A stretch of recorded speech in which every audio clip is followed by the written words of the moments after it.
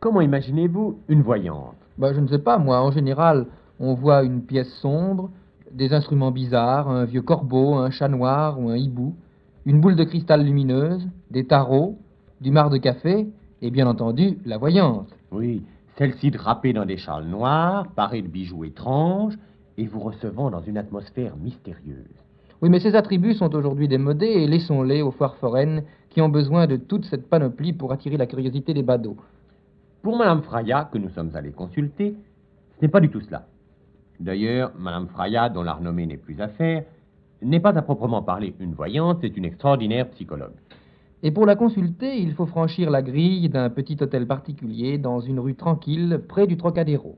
On monte un étage pour atteindre le salon d'attente, calme et tranquille comme celui d'un intérieur provincial. Un petit jardin suspendu, orné de quelques répliques des antiques, donne à la pièce une lumière diffuse et le client, installé confortablement dans un fauteuil, peut tout à loisir méditer sur ses futures aventures.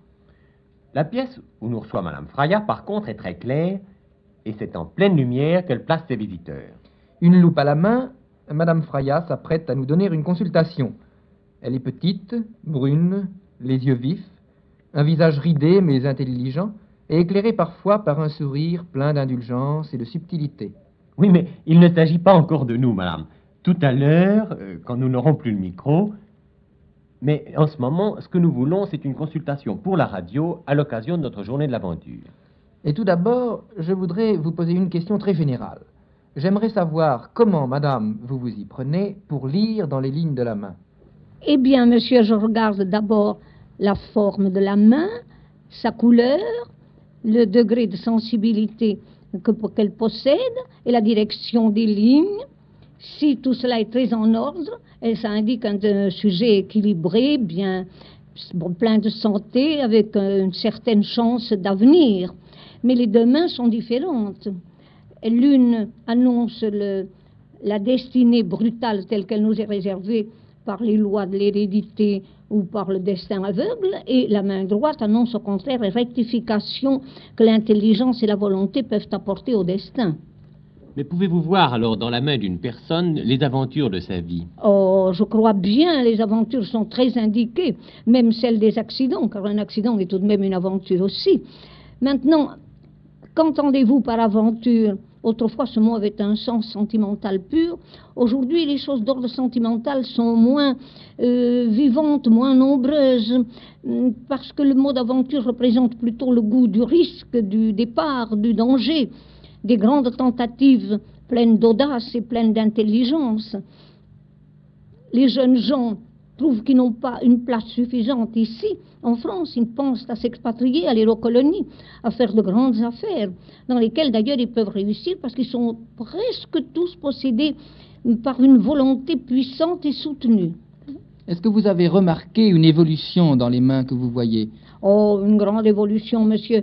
Pour ne parler que des femmes qui ont fait preuve de tant de courage et d'énergie, leur rôle devient très différent et va s'accentuer dans la société, va prendre une grande importance. Elles ont acquis plus d'esprit pratique, plus d'activité. Elles savent défendre leur foyer. Elles y ont apporté le bien-être malgré les difficultés quotidiennes de la vie. Oui. D'autre part, elles sont destinées à jouer un rôle considérable dans la société. Aujourd'hui, une jeune fille de la très bonne société qui a même une certaine fortune envisage l'obligation de travailler. Elle passe des examens, des concours. Elle peut jouer un rôle dans l'avenir très important au point de vue de sa carrière, d'une profession libérale. Et même, les femmes feront peut-être de très bons fonctionnaires dans l'avenir. On ne peut que les louer de la manière dont elles ont résisté à toutes les difficultés actuelles. Mais les hommes alors? Et les hommes aussi, j'en parle moins parce qu'ils sont habitués à travailler, à faire des efforts elles-mêmes, mais le rôle des femmes est plus important dans ce sens qu'elles ont créé quelque chose de nouveau. Le génie de la France s'est réveillé, le génie français s'est réveillé en elles. C'est mal, ça. Mais actuellement, voyez-vous plus d'aventures dans les mains de vos clients qu'avant la guerre, ou est-ce que... Beaucoup plus, mais peut-être beaucoup plus dans le sens des événements imprévus. L'imprévu joue un rôle considérable en ce moment dans la vie de chacun de nous, beaucoup plus qu'avant la guerre. Mais les aventures d'ordre sentimental ne sont pas ce qu'elles étaient avant la guerre. Elles sont brèves et violentes, ou elles aboutissent immédiatement à un mariage. Mais tout va très vite en ce moment. Les aventures de longue haleine ne sont plus de mode, on n'a pas le temps. Elles peuvent s'épuiser en route. Ce qui compte, c'est la rapidité du succès en amour, de la satisfaction d'amour-propre rapide. Alors les aventures sont donc spontanées, rapides et bien différentes de ce qu'elles étaient il y a quelques années, mais nombreuses quand même. Mais est-ce qu'il y a des signes particuliers qui indiquent l'aventure? Oh, je crois bien. Des lignes brisées si l'aventure doit mal tourner, des étoiles qui sont plus ou moins rouges, parce que la coloration de la main a une très grande importance. Voyez-vous par exemple si quelqu'un va être arrêté? Oh oui, est devenu assez fréquent, ce malheur est assez fréquent en ce moment pour qu'on puisse le déterminer dans les lignes de la main. Par quoi? Par des signes de douleur, d'épreuves pénibles. Oui. Et maintenant, est-ce qu'il est trop indiscret de vous demander de nous brosser un rapide tableau de l'avenir au point de vue des relations entre les peuples? Point de vue international. Je comprends ce que vous me demandez est difficile, monsieur. Je crains que nous soyons encore pendant de longs mois dans la situation périlleuse où nous sommes aujourd'hui.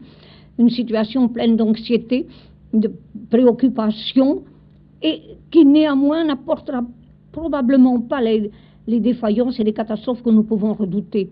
Nous sommes partagés entre l'espoir et le découragement. C'est bien le symbole de la vie actuelle qui évolue entre l'espoir et le découragement.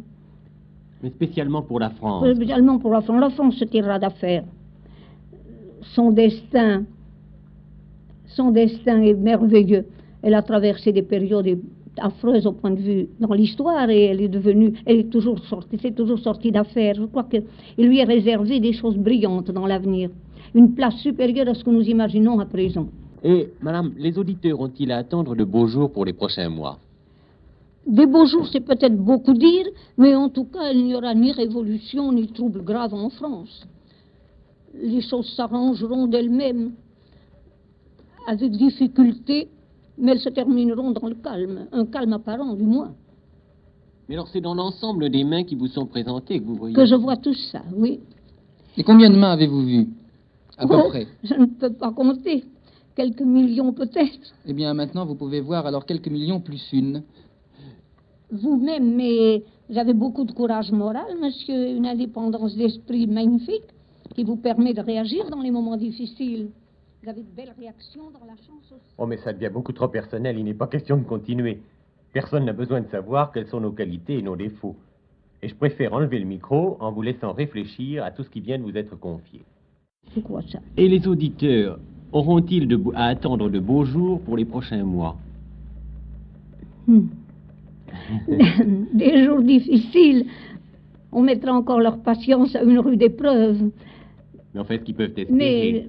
Mais ils peuvent espérer parce que la situation de la France va s'améliorer dans quelques mois.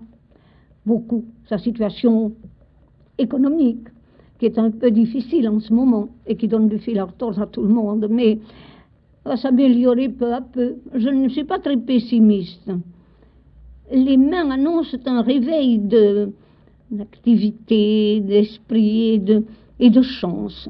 Une chance inattendue. Vous savez, notre cher Paris, qui est à la fois menacé, menacé de tomber, de naufrage et de succès, n'est-ce pas? C'est exemple, il faut refaire ça, c'est mal ces dernières phrases, non?